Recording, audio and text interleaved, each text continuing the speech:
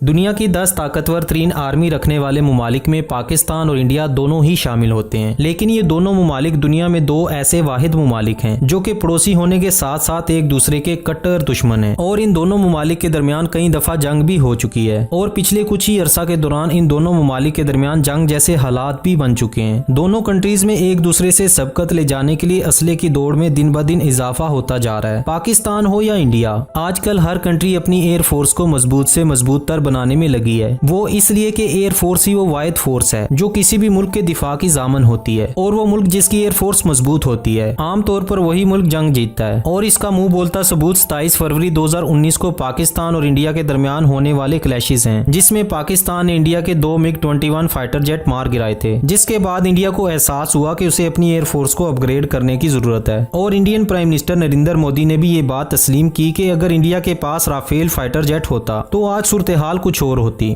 साथियों, राफेल की कमी आज देश ने महसूस की है। देश का बहुत नुकसान हुआ है। आज हिंदुस्तान एक स्वर में कह रहा है कि अगर हमारे पास आज राफेल होता तो शायद इससे भी नतीजा कुछ और होता। और इंडिया ने इसके बाद फ्रांस से राफेल फाइटर जेट्स परचेज भी किए। लेकिन दोस्तों, इंडिया के लिए इसके बावजूद बुरी खबर सामने आई है। हाल ही में एक आर्टिकल छपा है, आप खुद पढ़िए जरा। पाकिस्तान JF-17 ने तुर्किश वार गेम में 6 राफेल फाइटर जेट्स को मार गिराया है। आगे ये क्वेश्चन मार्क लगा है। इस क्वेश्चन मार्क के बारे में भी आपको बताएंगे, लेकिन सबसे पहले आते हैं हम अपनी मेन रिपोर्ट की जानिब। ये सारा मामला क्या है और कैसे पाकिस्तान ने 6 राफेल फाइटर जेट मार गिराए और पाकिस्तान के कितने JF-17 तबाह हुए, आइए जानते हैं। जून 2021 में तुर्की की जानिब से तुर्की एयरबेस पर मल्टीनेशनल एनाटोलियन ईगल एक्सरसाइज मुनक्कद की जाती है, जिसमें तुर्की, पाकिस्तान, अजरबैजान और कतर की एयर फोर्सेस हिस्सा लेती हैं।